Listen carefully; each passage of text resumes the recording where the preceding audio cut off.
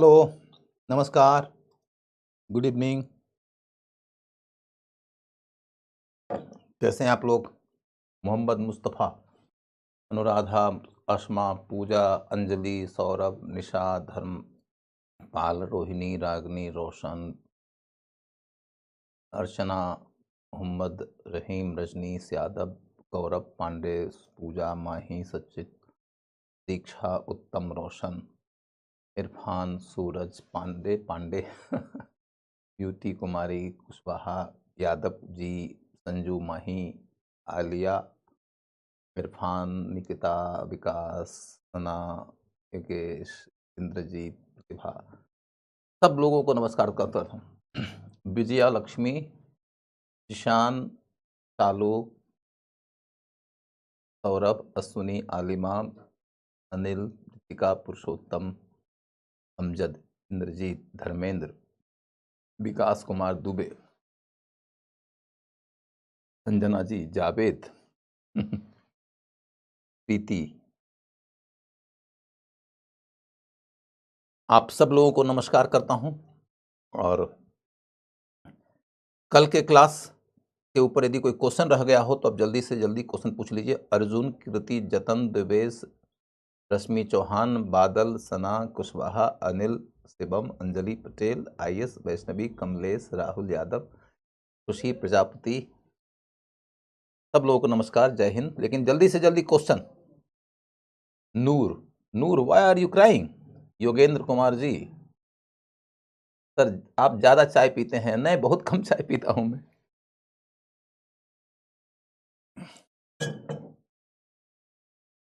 Ayaan, love you बेटा, love you. प्राणीपात, जय हो। हिमालय जी, जय हो। स्वर्ण स्वतंत्र चौधरी, जय हो।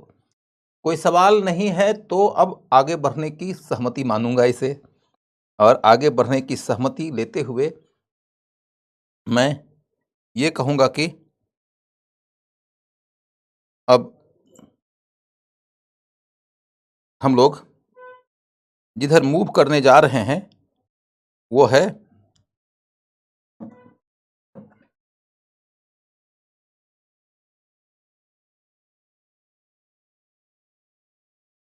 कि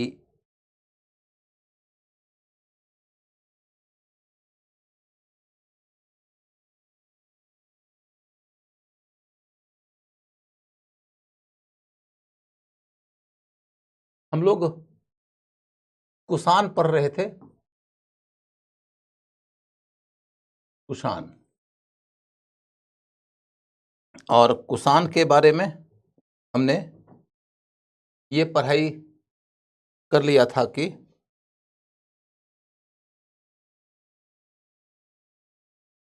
उनके साम्राज्य का विस्तार कितना हुआ था। हमने ये पढ़ाई कर लिया था कि उनके शासन की व्यवस्था कैसी थी। हमने ये देख लिया था कि उनके यहाँ इकोनॉमी कैसा था या उनका कल्चरल कंट्रीब्यूशन क्या था। ये सब हमने देख लिया था। एक प्रश्न कल किसी बच्चे ने पूछा था, बस उसी प्रश्न को दोहरा देता हूं कि शक संवत की शुरुआत कब हुई है। तो शक संवत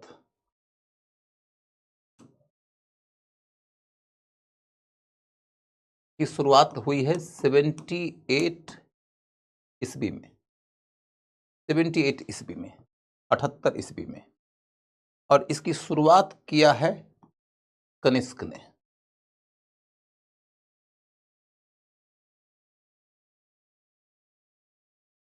कनिष्क ने शुरुआत किया है और नाम रखा है शक संवत। ऐसा क्यों?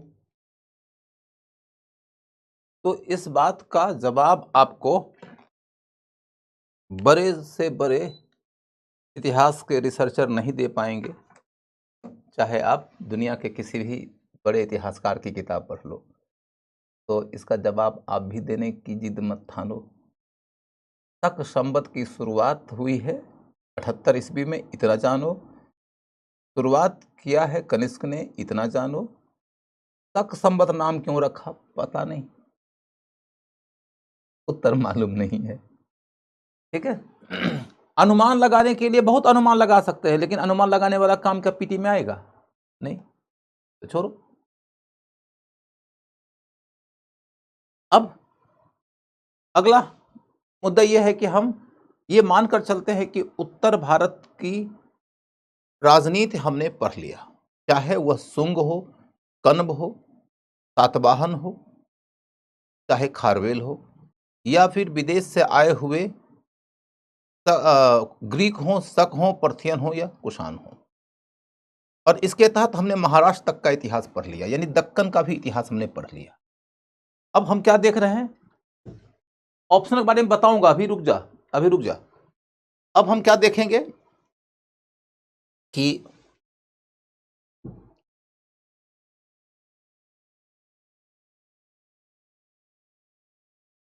मौर्योत्तर काल का पॉलिटिकल हिस्ट्री जब हमने पढ़ लिया,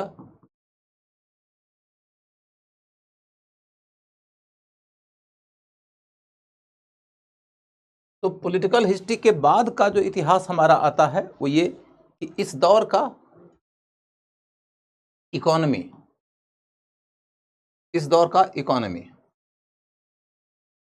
इस दौर के इकोनॉमिक हिस्ट्री को पढ़ने लगो तो पहली बात तो एक कि पॉलिटिकल हिस्ट्री पढ़ते हुए अलग अलग राजाओं के काल में क्या क्या हुआ ये आपने पढ़ा है तो बहुत कुछ मालूम है। हम संक्षेप में कुछ बिंदु उठा देते हैं बस, ठीक है। तो पहला पॉइंट है कि कृषि भूमि के विस्तार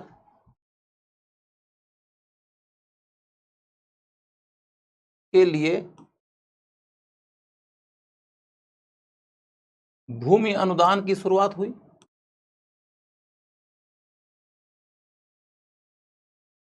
भूमि अनुदान की शुरुआत हुई, सातवाहन के काल में शुरुआत हुई थी। आपने कल ही के क्लास में पढ़ा है या परसों क्लास में पढ़ा है, आपको उसके ऊपर ज़्यादा गहराई में जाना नहीं।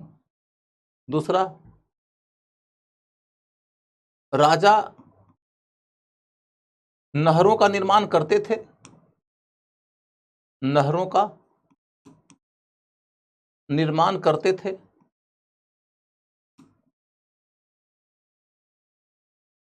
राजा नहरों का निर्माण करते थे। एक उदाहरण आपने सुदर्शन झील का पढ़ा है, सुदर्शन झील का पढ़ा है। सुदर्शन झील का उदाहरण आपने पढ़ा है कि रुद्रदामन के जूनागढ़ अभिलेख से सुदर्शन झील के बारे में जानकारी मिलती है।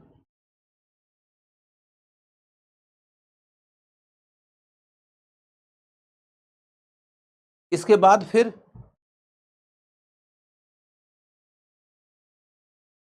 यह कि स्मृतियों से पता चलता है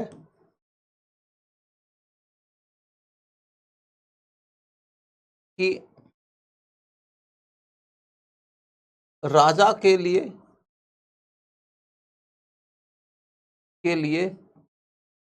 भूपति, राजा के लिए भूपति, क्षेत्रपति जैसी उपाधियां प्रयोग में लाई गई है। राजा के लिए भूपति और क्षेत्रपति जैसी उपाधियों का उपयोग हुआ है। ऋग्वेद में आपने पढ़ा था गोपति, और अब आप पढ़ रहे हैं भूपति, क्योंकि ऋग्वेद काल में भूमि इकोनॉमी का मूल आधार नहीं हुआ करती थी। और यहाँ देखोगे कि इकोनॉमी का मूल आधार एग्रीकल्चर है, इसलिए भूमि इकोनॉमी का मूल आधार है। और अब राजा को क्षेत्रपति या भूपति कहा जाने लगा है।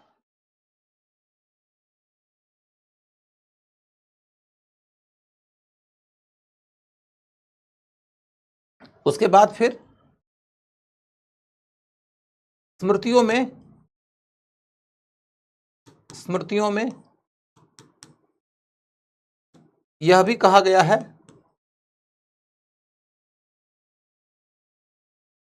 यह भी कहा गया है,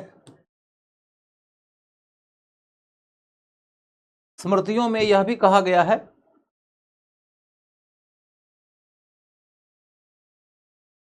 स्मृतियों में यह भी कहा गया है, क्या कहा गया है कि जो व्यक्ति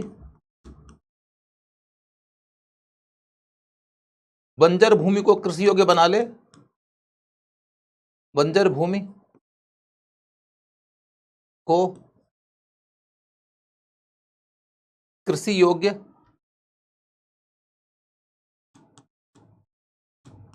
बना ले, वह उस भूमि का मालिक हो जाता है।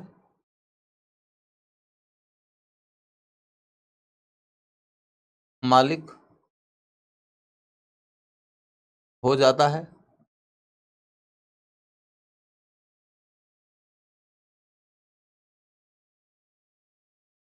वह उस भूमि का मालिक हो जाता है। फिर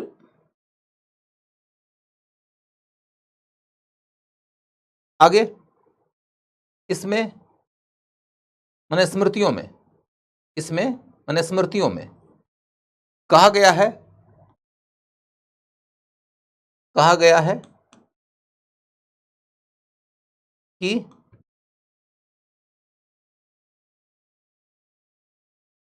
शूद्रों के लिए, शूद्रों के लिए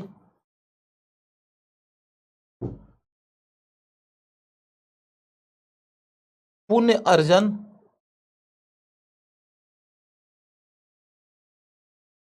का एक उपाय है, एक उपाय है सिंचाई के साधनों का विकास करना। सिंचाई के साधनों का विकास करना।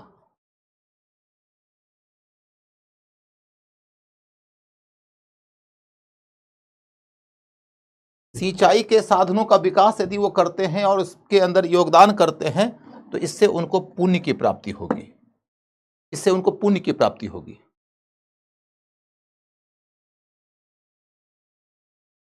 सर आज एजे ऐसे हो गया जया तो मजा आ गया। दिवाकर चौरसिया जी आप क्या लिखे हैं, मैं तो समझ ही नहीं पा रहा हूं। एग्रीकल्चर के बारे में इससे ज्यादा की जरूरत नहीं है और इतनी बातों को एकदम 1 मिनट में समझ लीजिए कि कल भी आपने पढ़ा है कि सीताध्यक्ष की जो व्यवस्था थी मौर्यों वाली उसको खत्म कर दिया गया और भूमि अनुदान के माध्यम से अब एग्रीकल्चरल भूमि के विस्तार की कोशिश की जा रही है। राजा प्रायः बंजर भूमि अनुदान में देते थे लोगों को और भूमि अनुदान देते थे तो उस समय यह भी कह देते थे कि हम इसके ऊपर आपसे रेवेन्यू भी नहीं लेंगे। तो कर मुक्त भूमि का अनुदान शुरू हुआ सातवाहन काल में और जब अनुदान पाने वाला आदमी बंजर भूमि को कृषि योग्य बनाने जाता है तो उसे लगता है कि इसका सबसे बढ़िया उपाय यह है कि स्थानीय लोगों को हम ये बोले कि ये भूमि तुम्हारी हो जाएगी, तुम इसको कृषि योग्य बना दो, हमको तुम टैक्स दे देना और हम राजा को टैक्स देने से मुक्त हैं। तो बंजर भूमि कृषि योग्य हो गई, ये देश को फायदा है। स्थानीय आबादी को भूमि मिल गई, ये उनको फायदा है। जिसको अनुदान मिला था उसको स्थानीय लोगों ने कर दे दिया, ये अनुदान पाने वाले को फायदा है। राजा को बस इतना फायदा है कि उसने किसी किसी को जो उसके ख्याल से उचित लोग हैं उनको संरक्षण दिया है तो उनकी वफादारी पाएगा वो। तो राजा को वफादार लोग मिल गए, अनुदान ग्रही को रेवेन्यू मिल गया, स्थानीय लोगों को भूमि मिल गई और देश को आर्थिक उन्नति का रास्ता मिल गया। तो भूमि अनुदान की यही पद्धति चलती रही और इसलिए धर्मशास्त्रों में आपको इसके लिए उचित शब्द का उपयोग होता हुआ नजर आएगा और यही क्वेश्चन पूछने का आधार बनेगा। तो धर्मशास्त्रों के क्वेश्चन की संभावना को आप ऐसे देखो कि कृषि योग्य भूमि के विस्तार के लिए भूमि अनुदान, ये तो ठीक है और इसीलिए आपको यह अंदाजा लगेगा कि राजा के लिए अब भूपति और क्षेत्रपति जैसी उपाधियां उपयोग में लाई जाती है। राजा जब भूपति होगा, क्षेत्रपति होगा तब ना अनुदान देगा। और इन उपाधियों को देखते हुए कई लोग कंफ्यूज्ड हो गए। जो विदेशी लोग थे वो लोग कंफ्यूज्ड हो जाते हैं धर्मशास्त्र की किताबों को पढ़ के। उन्हें लगता है कि राजा तो भूपति है, क्षेत्रपति है, राजा ही संपूर्ण भूमि का मालिक है। लेकिन सच्ची कहानी यह है कि भूमि की मिल्कियत भारत में हमेशा दो भागों में बटी होती थी। एक वो भाग जो बंजर है, जिसका स्वामी कोई नहीं होता था तो राजा होता था, और दूसरी वो भूमि जो अलग अलग इंडिविजुअल्स के ओनरशिप में मौजूद थी, जिनके ऊपर उनके स्वामी लोग खेती करते और करवाते थे। तो भारत में संपूर्ण भूमि राजा के स्वामित्व में थी, ये बात कभी भी सही नहीं है, लेकिन बंजर भूमि राजा के स्वामित्व में होती थी, ये बात हमेशा सही है। और बंजर भूमि राजा के स्वामित्व में है तो राजा का एक टाइटल भूपति भी है, क्षेत्रपति भी है, और भूपति क्षेत्रपति होने के नाते ये कहानी आ जाती है कि भाई जो भूपति हैं, जो क्षेत्रपति हैं, वो किसी को अनुदान दे सकते हैं। अब अनुदान जब देते हैं तो अनुदान देने की कई शर्तें होती हैं। कुछ अनुदान अस्थायी होता है, कुछ अस्थायी होता है, उसकी चर्चा हम लोग बाद में करेंगे जब मध्यकाल में पढ़ने जाएंगे तो। लेकिन तत्काल आपको यह समझना है कि अनुदान जब दिया गया है तो किस तरीके का अनुदान दिया गया है। तो ज्यादातर कहा गया है कि हम बंजर भूमि देंगे अनुदान में, दूसरी बात है कि हम करमुक्त भूमि देंगे अनुदान में। तो मालिक जिसको बनाया गया था राजा के द्वारा, उस व्यक्ति ने यह समझा कि बंजर भूमि लेकर करेंगे क्या। फायदा तब न है जब यह एग्रीकल्चरल हो। एग्रीकल्चरल करने के लिए बहुत श्रम की जरूरत है, इसमें इतना परिश्रम हम तो कर नहीं पाएंगे, दास अफोर्ड हम नहीं कर सकते, स्वतंत्र मजदूरों से मजदूरी करवा करवा के बंजर भूमि को खेती योग्य बनवाएं, इतना मजदूरी का खर्चा हम उठा नहीं सकते। तो बेहतर है कि स्थानीय लोगों को बोलें कि लो भैया भूमि तुम्हारी हो गई, तुम उस भूमि के ऊपर परिश्रम करके उसको कृषि योग्य बना लो। और देखो कि भूमि तुम्हारी हो जाएगी यदि तुम परिश्रम करके उसको कृषि योग्य बना लोगे। तो यही बात है जिसके मद्देनजर स्मृतिकारों ने कह दिया कि भूमि का मालिक कौन हो जाएगा। तो भूमि का मालिक वो हो जाएगा जो व्यक्ति उस बंजर भूमि को कृषि योग्य बनाएगा। जो व्यक्ति उस भूमि को यानी बंजर भूमि को कृषि योग्य बनाएगा वो उस भूमि का मालिक हो जाएगा। ये बात राजा भी उस समय एक्सेप्ट कर रहा है, ये बात अनुदान जिसको मिला है वो भी एक्सेप्ट कर रहा है, और यही बात स्मृतियों में भी कही जा रही है। सब कुछ एक साथ चल रहा है। तब सवाल ये उठता है कि जिसको भूमि अनुदान में राजा ने दिया था उसको क्या फायदा हुआ। बंजर भूमि का मालिक राजा था, राजा ने दे दिया किसी को अनुदान में, अनुदान वाले ने दे दिया स्थानीय लोगों को, स्थानीय लोग बंजर को खेती योग्य बना के उसके मालिक हो गए। तो उस व्यक्ति को क्या मिला, डाकिया डाक लाया टाइप का मामला हो गया क्या? तो नहीं, जिसने अनुदान प्राप्त किया था राजा से, उसने स्थानीय आबादी को बोला कि भूमि अब तुम्हारी, लेकिन हम तुम पर टैक्स लगाएंगे, और राजा को हम टैक्स नहीं देंगे क्योंकि राजा ने हमको करमुक्त भूमि दिया है। हो गया बात। इस तरीके से इस मामले को लेकर कोई क्वेश्चन पूछा जाए तो कोई दिक्कत नहीं होगी। यहां यह बात कही गई है कि शूद्रों को भी यदि पुण्य की प्राप्ति करनी है तो उन्हें कृषि योग्य भूमि के विकास में योगदान करना चाहिए, सिंचाई वगैरह के साधनों में विकास में योगदान करना चाहिए। इससे यह दिखता है कि धर्मशास्त्रकार लोग जो थे उन लोगों की भी एक बड़ी चिंता थी कि कुछ किया जाए ताकि एग्रीकल्चर में समृद्धि आए। एग्रीकल्चर का विकास होगा तभी समृद्धि ओवरऑल आएगी। ठीक है, धन्यवाद सतीश पांडे जी, धन्यवाद धन्यवाद। सर स्मृति क्या है? बेटा आता हूं स्मृति के ऊपर, अभी बस रुक जाओ। तत्काल स्मृति को धर्मशास्त्र का हिस्सा मानो तो बात हो जाएगी। अब इंडस्ट्री एंड ट्रेड, इंडस्ट्री और ट्रेड, तो हम ये देख रहे हैं कि इस युग में हमें 75 प्रकार के व्यवसायों का उल्लेख मिला है। 75 प्रकार के व्यवसायों का उल्लेख मिला है।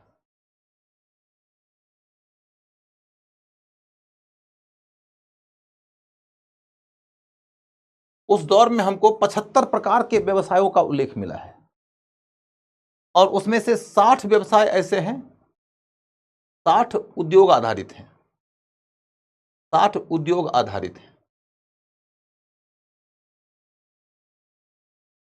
60 व्यवसाय उद्योग आधारित हैं।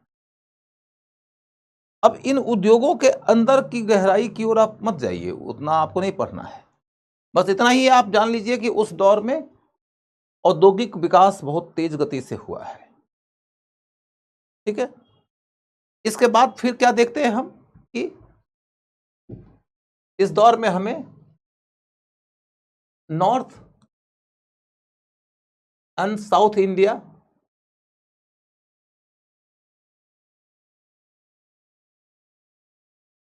का ट्रेड लिंक बढ़ रहा था।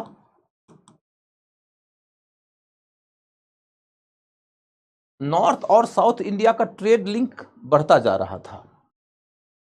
मौर्य काल में भी नॉर्थ और साउथ इंडिया के बीच के ट्रेड लिंक के बारे में खूब जानकारी मिलती है हमको। कौटिल्य के बारे में मैंने बताया था कि उसने तो कहा है कि साउथ इंडिया के साथ में होने वाला व्यापार बहुत लाभदायक होता है। हमें उस दौर में बहुत सारी सड़कों की जानकारी मिलती है, जो सड़कें उत्तर को दक्षिण से जोड़ती हैं और उसके रास्ते राजनीतिक, प्रशासनिक, व्यापारिक सभी प्रकार की गतिविधियां चलती हैं। तो नॉर्थ और साउथ का ट्रेड लिंक बढ़ता जा रहा था। फिर देखोगे कि सातवाहन ने इसे और आगे बढ़ा दिया। सातवाहन ने आगे बढ़ा दिया क्योंकि वो बेसिकली उत्तर और दक्षिण के बीच में एक ब्रिज की तरह था। महाराष्ट्र के क्षेत्र में जब भी कोई राज्य आएगा ना, तो साउथ और नॉर्थ के बीच के ब्रिज की तरह काम आएगा। ठीक है, उसके बाद तब अगला मुद्दा देखोगे कि इस दौर में ट्रेड का विस्तार हुआ। ट्रेड का विस्तार विदेशों तक बढ़ा,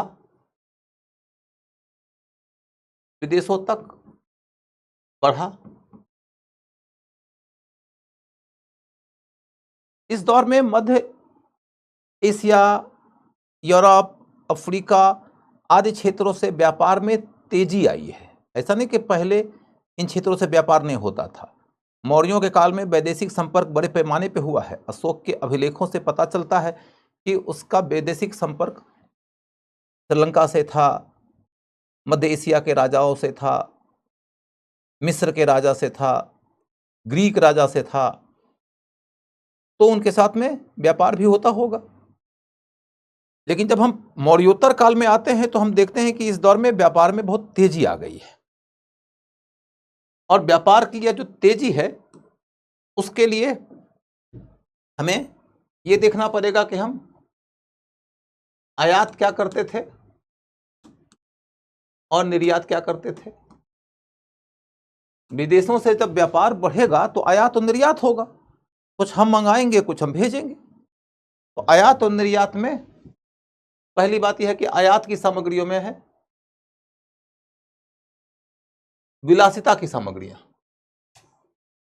विलासिता की सामग्रियां ही मंगाई जाती, ज्यादा विलासिता की सामग्रियों की प्रधानता थी।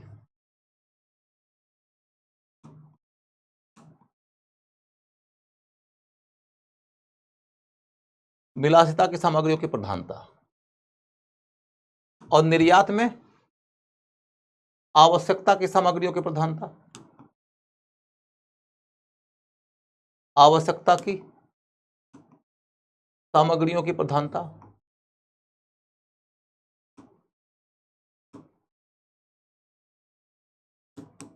ये प्रधानता की बात है। ऐसा नहीं है कि विलासिता की कोई वस्तु बेची नहीं जाती थी बाहर में और आवश्यकता की कोई वस्तु मंगाई नहीं जाती थी बाहर से। प्रधानता की बात है। प्रधानता में विलासिता की वस्तुएं ज्यादा आयात होती थी और आवश्यकता की वस्तुएं ज्यादातर निर्यात होती थी। विलासिता माने लग्जरी की वस्तुएं, सही बात है। तो इधर चल के देखो तुम, विलासिता की वस्तुओं में शराब, शराब, बर्तन, शीशे का बर्तन, सौंदर्य प्रसाधन,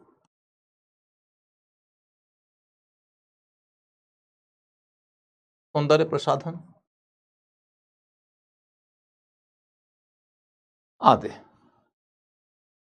सामान्य तौर पर इंसान के अंदर सौंदर्य का एक बोध होता है, लेकिन सौंदर्य के बोध के साथ में जो सबसे बड़ी विडंबना जुड़ी हुई है वो ये कि लोगों को लगता है कि गौर वर्ण ही सौंदर्य का सबसे उत्तम प्रतिमान है और इंसान गोरा होना चाहता है।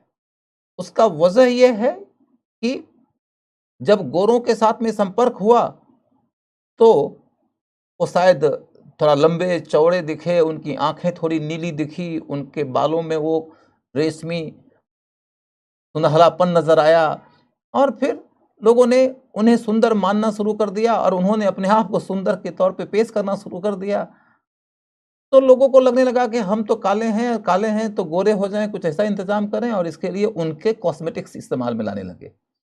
Market can also be a factor behind this thing कि आज भी आप देखो तो फेयर एंड लवली की बातें की जाती है। तो what does it mean? It means कि जो फेयर है वही लवली है, but this is not the reality. Lovely होने के लिए फेयर होना जरूरी नहीं है और फेयर होने वाले लवली हो ये जरूरी नहीं है, लेकिन मार्केट कहता है फेयर जो है वही लवली है। समझ गए? तो आपको ये बात समझ में आ जाए कि विलासिता की ये वस्तुएं आयात की जा रही थी। एक और वस्तु है जिसका आयात बहुत हुआ है, वह है घोड़ा। घोड़ा का आयात हिंदुस्तान के लोगों ने हमेशा किया है क्योंकि मध्य एशिया के घोड़े ज्यादा लंबे चौड़े होते थे, कदकाठी में ज्यादा दौड़ते थे, युद्ध के लिए ज्यादा अनुकूल माने जाते थे और वैसे घोड़ों को आयात किया जाता था। तो सबसे ज्यादा पैसा भारतीयों ने यदि किसी एक आइटम के आयात पे खर्च किया है तो वह है घोड़ा। घोड़ों के ऊपर खूब पैसा खर्च किया गया है। क्या है मनीष यादव भारत तो क्या बोल रहा है? उसके बाद तब अगला मुद्दा क्या है? आवश्यकता की सामग्रियों में जिनका निर्यात किया जा रहा था वो खाद्य पदार्थ है। खाद्य पदार्थ है।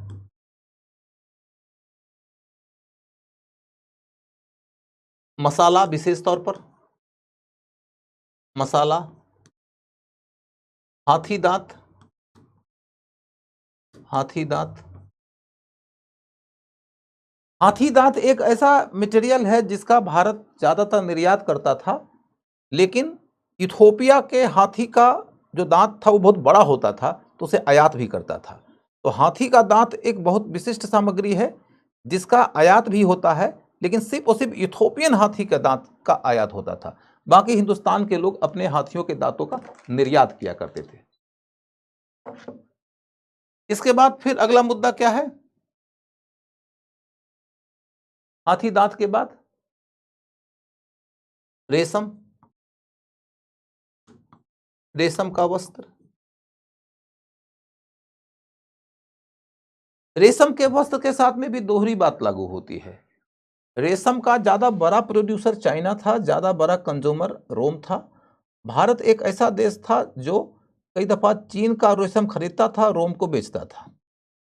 लेकिन इसका यह मतलब नहीं है कि भारत के लोग रेशम के प्रोड्यूसर बिल्कुल नहीं थे और कंज्यूमर बिल्कुल नहीं थे। भारत में रेशम का उत्पादन भी होता था और उन उत्पादित वस्तुओं को निर्यात भी किया जाता था।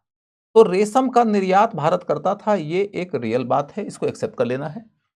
रेशम के साथ में कॉटन।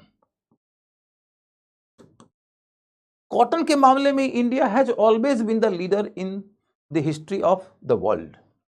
दुनिया भर के इतिहास के हर कालखंड में हिंदुस्तान कॉटन का बादशाह रहा था, बस आज नहीं है। अब हिंदुस्तान की वो बादशाहत टूट जाती है तब से जब मॉडर्न इंडस्ट्री के बाद में मैनचेस्टर आया और मैनचेस्टर के आने के बाद हिंदुस्तान का परंपरागत उद्योग तबाह हो गया। हिंदुस्तान फिर भी कॉटन के मामले में एक प्रभावशाली प्रोड्यूसर बन के उभरा तब जब 1853 ईस्वी में कावासदी नाना भाई ने सूती वस्त्र उद्योग की शुरुआत किया। 1876 तक आते आते अहमदाबाद एक बहुत बड़ा सेंटर हो गया, बंबई एक बहुत बड़ा सेंटर हो गया, मैनचेस्टर को हिंदुस्तान में पानी पिला दिया गया। लेकिन आज का हिंदुस्तान एक अजीबोगरीब हिंदुस्तान बन गया। हिंदुस्तान में 20 लाख करोड़ रुपए का मालिक कोई व्यक्ति बन जाता है, लेकिन उस 20 लाख करोड़ का मालिक व्यक्ति जो है उसके किसी भी प्रोडक्ट को अंतर्राष्ट्रीय बाजार में 2 कौड़ी का नहीं माना जाता है। ये अजीबोगरीब किस्म का इकोनॉमिक मॉडल आ गया है। हम हजारों साल से ऐसी सैकड़ों वस्तुओं के निर्माता रहे हैं जिनका इंटरनेशनल ब्रांड होता था।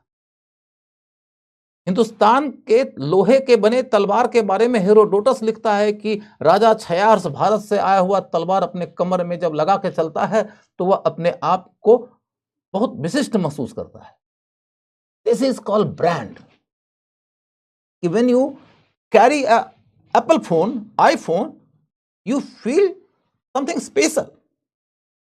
तो इसके कारण क्या होता है कि न सिर्फ एक बिजनेसमैन का यह फायदा बनता है बल्कि एक कंट्री की क्रेडिबिलिटी बन जाती है। तो आप 20 लाख करोड़ के मालिक हो गए, आपने इंटरनेशनल बाजार में हिंदुस्तान का क्या क्रेडिट बनाया, और बाद में पता चला ये तो फर्जीवाड़ा भी किया है बहुत। तो this is not a service to the nation, not at all a credibility to the nation. हम मुकेश अंबानी को भी लेके देखे तो मुकेश अंबानी ने भी हिंदुस्तान के लिए क्या क्रेडिट क्रिएट किया है। वो सस्ती वस्तुएं खूब खूब खूब दिए, बाद में बाजार में एकाधिकार स्थापित करने की कोशिश करेंगे, लेकिन उन्होंने कौन सी ऐसी वस्तु बनाया है जिसको लेकर हम इंटरनेशनल मार्केट में जाएंगे और कहेंगे कि वी बिलोंग टू इंडिया। वही इंडिया जिसकी ये वस्तु है जिसका कि आप सब उपभोग करते होंगे, और उपभोग करते हुए आपको गर्व होता होगा कि यह this is something very special I am consuming. ऐसा कुछ नहीं है मुकेश अंबानी के प्रोडक्ट्स में। ना तो मुकेश अंबानी के प्रोडक्ट में सब कुछ मिलता है, ना तो अदानी के प्रोडक्ट में सब कुछ मिलता है। टाटा में था, बिरला में था। आप 18वीं शताब्दी के हिंदुस्तान के शिल्पकारों का अध्ययन करेंगे तो you will feel very much proud कि हिंदुस्तान के उत्पादित वस्तुओं का डिमांड पूरी दुनिया में था, और दुनिया के किसी भी देश के शिल्पकारों के द्वारा निर्मित वस्तुओं की मांग भारत में नहीं थी। इंडिया उस समय इंटरनेशनल ट्रेड का 23% का कंट्रीब्यूटर था, ऑलमोस्ट 1/4। हिंदुस्तान के एक प्रोडक्ट जो हिंदुस्तान के बाहर दुनिया भर में अपना डंका बजाया, उसमें सबसे आगे आता है हिंदुस्तान का मसाला और हिंदुस्तान का कॉटन प्रोडक्ट। अभी आपको मैं उसके बारे में बताने वाला हूं, मैंने इसीलिए उसका बैकग्राउंड तैयार किया है। अब देखो कि हिंदुस्तान से जाने वाली सामग्रियां क्या हैं, यह स्पष्ट है। इससे यह स्पष्ट होता है कि निर्यात ज्यादा होता था, निर्यात ज्यादा और आयात कम, आयात कम। इससे क्या पता चला? ट्रेड बैलेंस इंडिया के फेवर में था, ट्रेड का संतुलन इंडिया के फेवर में था, भारत के पक्ष में था। Balance of trade was in favour of India. यह बात आप समझ गए? तो बैलेंस ऑफ ट्रेड के फेवर में होने की बात को अब और आगे बढ़ा देते हैं कि इसका प्रमाण क्या है। बैलेंस ऑफ ट्रेड इंडिया के फेवर में था, इस बात का सबसे बड़ा प्रमाण क्या है? तो इसका सबसे बड़ा प्रमाण है प्लिनी की बुक नेचुरल हिस्टोरिका का ब्यौरा। नेचुरल हिस्टोरिका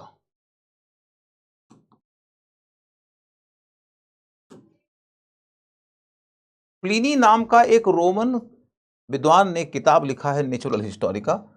उसके अंतर्गत उसने ये कहा है कि रोम के बाजार में भारत की वस्तुओं ने कब्जा कर रखा है, रोम की महिलाएं भारतीय वस्तुओं का उपभोग कर रही हैं, रोम की संस्कृति इस कारण खतरे में आ रही है, और रोम से प्रत्येक वर्ष 10 करोड़ सेस्टर्स, सेस्टर बना वहां का सिक्का, 10 करोड़ सेस्टर्स बाहर निकलता है, और उसका आधा तो अकेले भारत जाता है, और भारत से भारतीय करेंसी रोम के बाजार में नहीं आता है।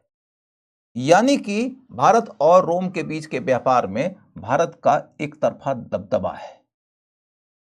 इसे कहते हैं ब्रांड। ब्रांड का मतलब होता है कि उसकी वस्तुओं का कंज्यूमर उसे खोज के कंज्यूम करता है और कंज्यूम करने के लिए महंगे महंगे मूल्य तक चुकाने को तैयार रहता है, और कंज्यूमर की वस्तुओं को कंज्यूम करते वक्त में उसके दिल में एक बात का आत्मबल रहता है कि I have consumed something great. और इस तरीके का प्रोडक्ट और इस तरीके का ब्रांड हिंदुस्तान के इतिहास में अनेक अनेक अनेक अनेक बार तैयार किए गए थे।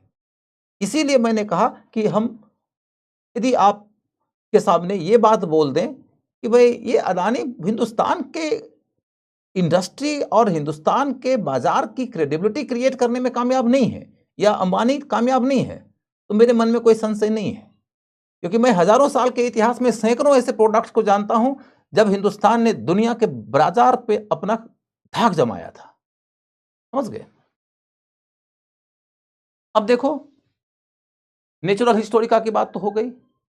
नेचुरल हिस्टोरिका के बाद, बल्कि इसमें वो फैक्ट जरूर लिख लीजिए कि 5 करोड़ सेस्टर प्रतिवर्ष भारत आता है।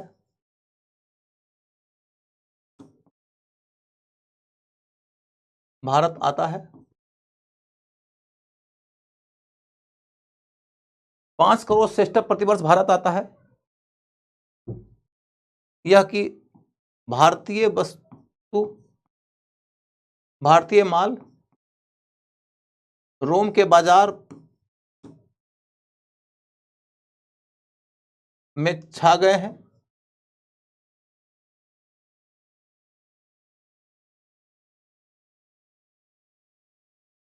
वह वहां की सरकार से डिमांड करता है कि कुछ करो, पाबंदी वाबंदी लगाओ कुछ, नहीं तो भारतीय वस्तुएं इसी तरीके से आती रहेंगी, तुम्हारी अर्थव्यवस्था भी लूट लेंगी और तुम्हारे समाज और संस्कृति को भी खतरे में डाल देंगी।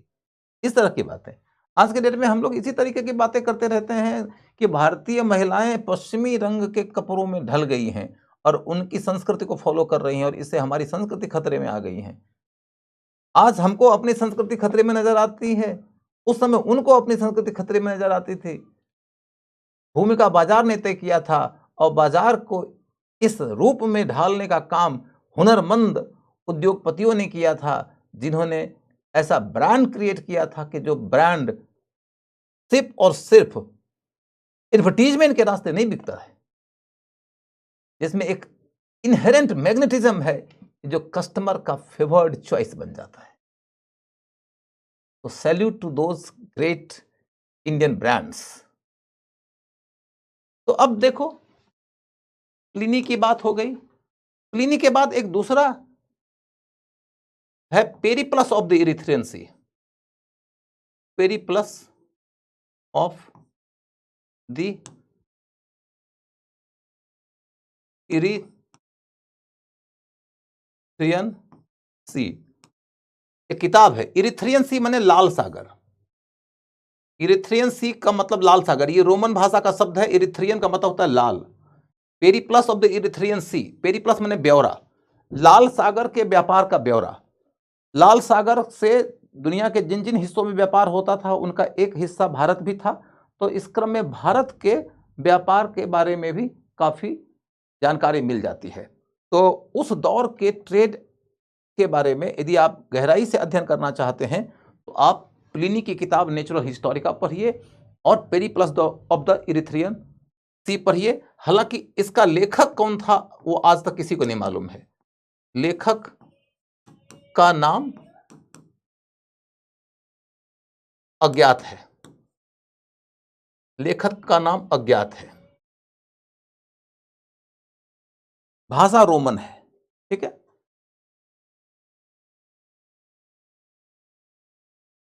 दीपक बाबू, क्या क्वेश्चन पूछना चाहते हैं आप, जिसका जवाब मैंने नहीं दिया आपको? आपको यह भी ध्यान देना पड़ेगा कि जब यहाँ सैकड़ों हजारों बच्चे एक साथ में लाइव रहते हैं, तो यदि मैं आप में से हर किसी को ये गारंटी करूं कि मैं आपका हर सवाल देखूंगा और उसका जवाब करूंगा, तो या तो मेरी ओर से झूठा किया गया एक दावा होगा, या तो मैं सिर्फ और सिर्फ आपके कमेंट्स ही देखता रहूंगा, पढ़ाऊंगा नहीं। तो क्वेश्चन पूछने के सही टाइमिंग की खोज करिए और तब जाके आपको संतुष्टि भी मिलेगी और लाभ भी मिलेगा, अन्यथा आप बेवजह की असंतुष्टियों से घिरे हुए नजर आएंगे। मैं आपके सामने और सबके सामने में काफ़ी पहले ये स्पष्ट कर चुका हूं कि क्लास जब मैं शुरू करता हूं तो मैं आपसे क्वेश्चन पूछता हूं, उसके बाद जब मैं कोई सब टॉपिक खत्म करता हूं तब मैं आपसे क्वेश्चन पूछता हूं। यदि मैं इन दो अवसरों पर आपके सवाल का जवाब न दूं तो आप कहोगे कि हाँ सर, आपने सवाल का जवाब नहीं दिया। बीच बीच में आपके मन में जितने सवाल उपजते जाएंगे उन सारे सवालों का जवाब देने लगूंगा तो क्लास में अराजकता छा जाएगी। अतः आप लाइव क्लास में पढ़ने का ये मतलब मत समझिए कि आपके मन में जैसे ही कोई प्रश्न उपजा आपको टीचर ने जवाब दे दिया। I am teacher not a robot. आगे बढ़िए कि प्लिनी की किताब हो गई, पेरिप्लस की किताब हो गई, तब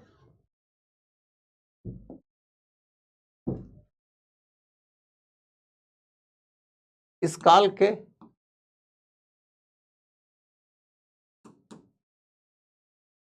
ट्रेड की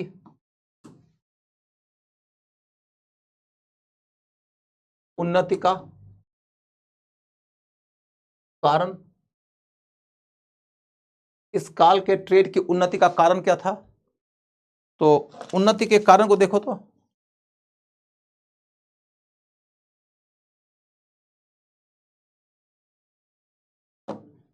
इस काल की उन्नति का इस काल के ट्रेड की उन्नति का कारण क्या है? एक है भारतीय उद्योग, भारतीय उद्योग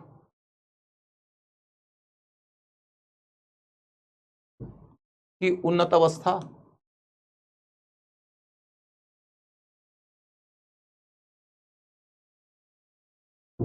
दूसरा है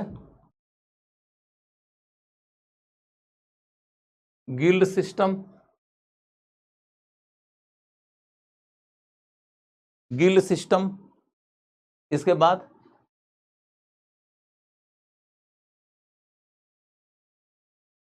अगला है इंफ्रास्ट्रक्चर,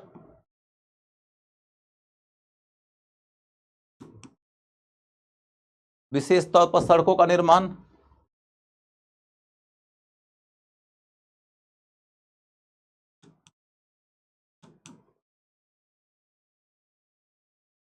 विशेष तौर पर सड़कों का निर्माण, इसके बाद बंदरगाहों का विकास,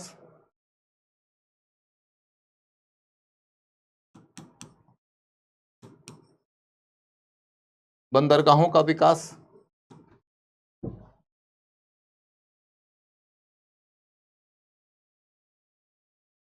हिप्पलुस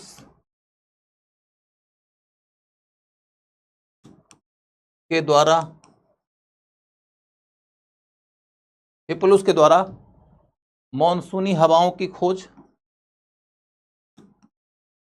मॉनसूनी हवा की खोज, मॉनसूनी हवा की खोज, इसके बाद अगला है मौद्रिक क्रांति, मौद्रिक क्रांति, इसके बाद है मध्य एशिया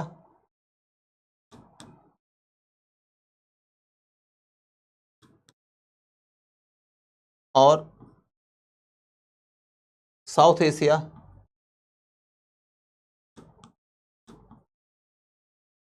आदि से बढ़ता संपर्क,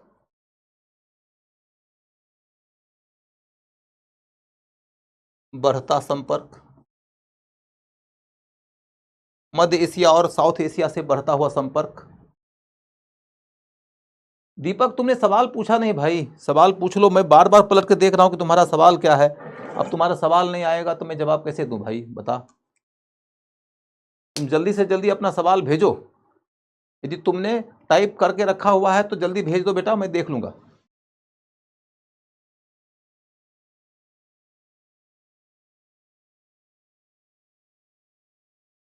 ऑप्शनल के बारे में बताऊंगा बेटा बाद में, अभी मुझे टॉपिक पर बात करने। कुछ से इसको सर लिखा भी है या पीडीएफ से पढ़ लेंगे? किसके बारे में दीपक, मैं तो समझ नहीं रहा हूं। कुछ से इसको लिखना भी है या पीडीएफ से पढ़ लेंगे? अरे यार, लिखने के बारे में तो मैं एक नहीं भाई 10 बार बोल चुका हूं कि मैं क्लास में लिख रहा हूं तो एक एक शब्द तुमको लिखना है।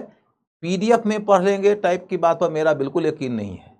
मैं यदि क्लास में बोल रहा हूं और लिख रहा हूं तो तुम्हारा काम है लिखना। तुम यदि सिर्फ और सिर्फ सुनने पर फोकस करोगे तो तुम्हारा ध्यान कुछ ही देर में भटक जाएगा, और जब तुम्हारा ध्यान भटकता है तो फिर तुम लोग इसी तरीके से चैटिंग करते रहते हो। मैं पीडब्ल्यू के टॉप मैनेजमेंट को इस बात के लिए स्ट्रॉन्ग रिकमेंडेशन देना चाहता हूं और दूंगा। माने ना माने ये उनकी मर्जी होगी, कि ये जो एक नया कॉन्सेप्ट इन्होंने इंट्रोड्यूस किया है कि मैं क्लास में जो चीजें टीचर पढ़ा रहा है उन चीजों को टाइप करवा करके पीडीएफ के माध्यम से लोगों को भेजा जा रहा है, ये स्टूडेंट्स के लिए अंत में नुकसानदायक सिद्ध होने जा रहा है, और इसके कारण पूरा का पूरा क्लास का माहौल खराब होता जा रहा है। क्लास के दौरान बच्चे आपस में चैटिंग में व्यस्त रहते हैं। क्लास लगता है कि बहुत सारे बच्चों के लिए पढ़ने का जगह ही नहीं है, आपस में एक दूसरे से यारी दोस्ती फरमाने का जगह हो गया है, और गंभीर बच्चे इसके मार का शिकार हो जाएंगे। I will have very strong recommendation कि इस तरीके का काम ना किया करें। नोट्स दें फॉर्मेट में, फुल फॉर्मेटेड नोट्स दे दें। एक एक टॉपिक, एक एक सब टॉपिक का डिटेल्ड डिस्क्रिप्टेड नोट्स दे दें। उसके बाद टीचर के क्लास को स्टूडेंट खुद लिखे। लिखने के क्रम में एक दफा तो टीचर खुद बोल के लिखा रहा है, खुद टीचर लिख रहा है तो तुम लिख सकते हो। दूसरी बात ये कि तुम्हारा कुछ छूट गया तो तुम्हारे पास में इसका वीडियो मौजूद है, रिकॉर्डिंग में दोबारा जाके विजिट करो और देखो, और उसके बीच से चीजें निकाल लो। तुम्हारे पास में स्पेस होता है ना जी, तुम तो ऑफलाइन क्लास नहीं कर रहे हो ना, कि एक दफा हमने सुन लिया, हम लिख नहीं पाए तो हम क्या करें। ऑफलाइन के बच्चे सैकड़ों वर्षों से जो पढ़ाई कर रहे हैं उसके अंतर्गत टीचर की बोली हुई बातों को वो लिखते थे, और कभी कभी किसी की कोई बात छूट जाती थी तो वह आसपास के लोगों से मैनेज कर लेते थे। ऑनलाइन के पास में तो इसकी भी समस्या नहीं है भैया, तुम दोबारा सुन के लिख सकते हो, लेकिन इसके ऊपर भी टीचर की लिखी हुई बात और बताई हुई बात को मैनेजमेंट वाला प्रिंट करवाएगा और तुम्हारे घर पे पहुंचाएगा, तो तुम क्या करोगे उस समय? और तुम्हारा ध्यान किसी और चीज पे चला जाएगा, कहीं और चला जाएगा, गप करते रहोगे, कॉन्सेंट्रेट ही नहीं करोगे, तो तुम सीखोगे का खाक। This is a wrong trend. I am absolutely disagree with this.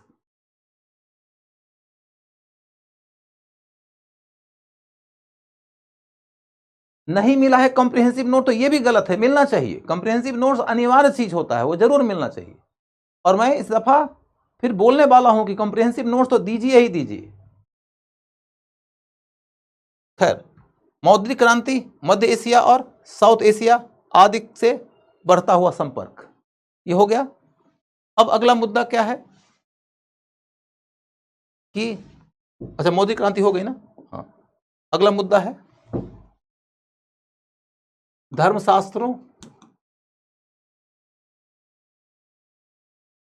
में भी व्यापार की अनुकूलता थी। व्यापार की अनुकूलता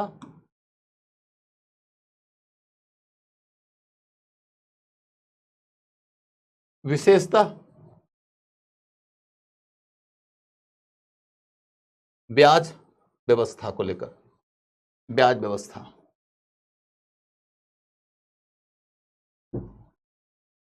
बौद्ध धर्म में भी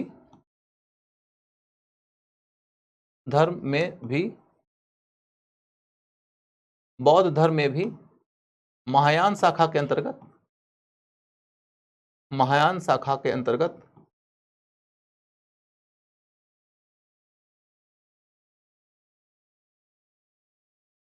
बौद्ध धर्म में भी महायान शाखा के अंतर्गत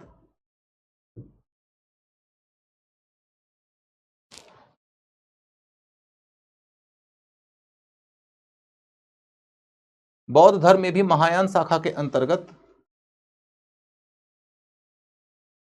बोधिसत्व,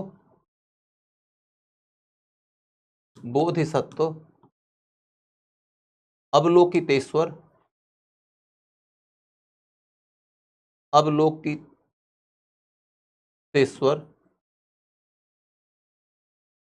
बोधिसत्व अवलोकितेश्वर को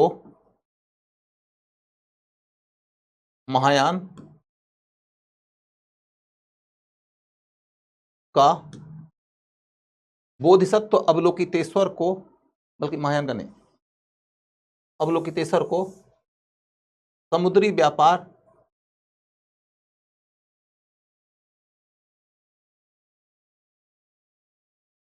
का संरक्षक बताया गया,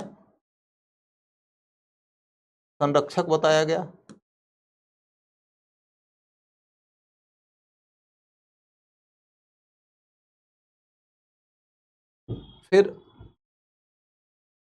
वैष्णव धर्म के साथ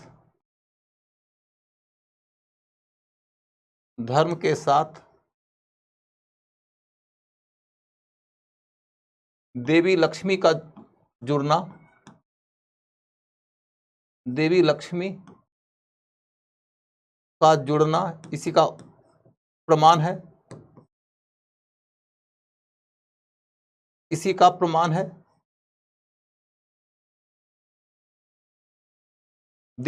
का जुड़ना, इसी का प्रमाण है, देवी लक्ष्मी का जुड़ना इसी का प्रमाण है, इसके बाद यक्ष और यक्षी आदि की पूजा भी इसीलिए होती थी यक्ष और यक्षी आदि की पूजा भी इसीलिए होती थी क्योंकि यक्ष और यक्षी की पूजा भी इसीलिए होती थी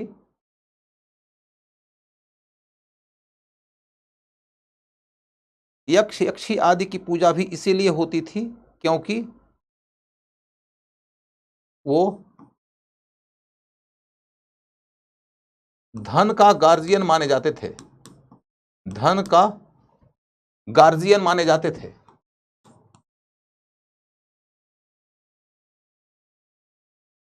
धन का गार्जियन माने जाते थे, धन का गार्जियन माने जाते थे।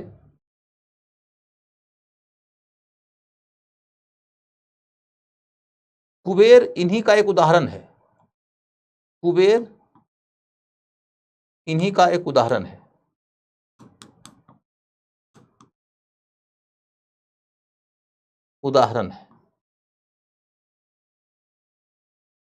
कुबेर इन्हीं का एक उदाहरण है। साल भंजिका भी इसी का उदाहरण माना जाता है।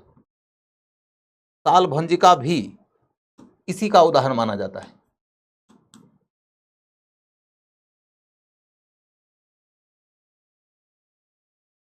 साल भंजिका भी इसी का उदाहरण माना जाता है। अभी तक जितना आपने लिखा है मैं अब उसके बारे में एक्सप्लेन करने जा रहा हूं, आप धैर्य से सुनिएगा।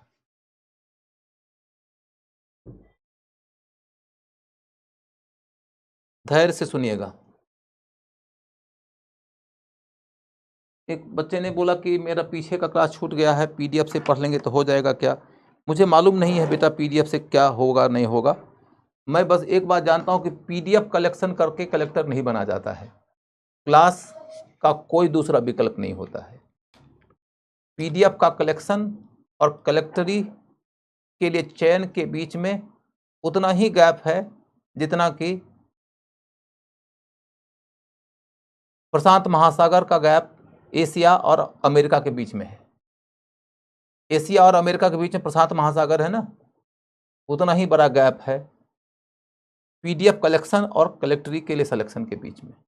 अतः पीडीएफ को सहायक बनाओ, पीडीएफ को निर्णायक ना बनाओ। सहायक की भूमिका सहायक ही तक सीमित रखो। निर्णायक हमेशा क्लास होता है, उसे ही निर्णायक रहने दो। स्मृति मौर्य बेटा, ऑप्शनल के बारे में बताना चाह रहा हूं, लेकिन टाइम मैनेज नहीं कर पा रहा हूं क्योंकि टॉपिक को आगे बढ़ाना है। यदि समय निकल गया तो बोल दूंगा, यदि समय नहीं निकला तो आज नहीं तो कल बोलूंगा जरूर, आज नहीं तो कल। इस काल के ट्रेड की उन्नति के कारणों के ऊपर चलकर देखो तो इन विषयों के ऊपर बहुत ज्यादा फैक्ट वगैरह की जरूरत नहीं है कि ये ऐसा दौर है जबकि हिंदुस्तान का इंडस्ट्री खूब डेवलप हुआ, जब मिट्टी का उद्योग डेवलप हो रहा है, जब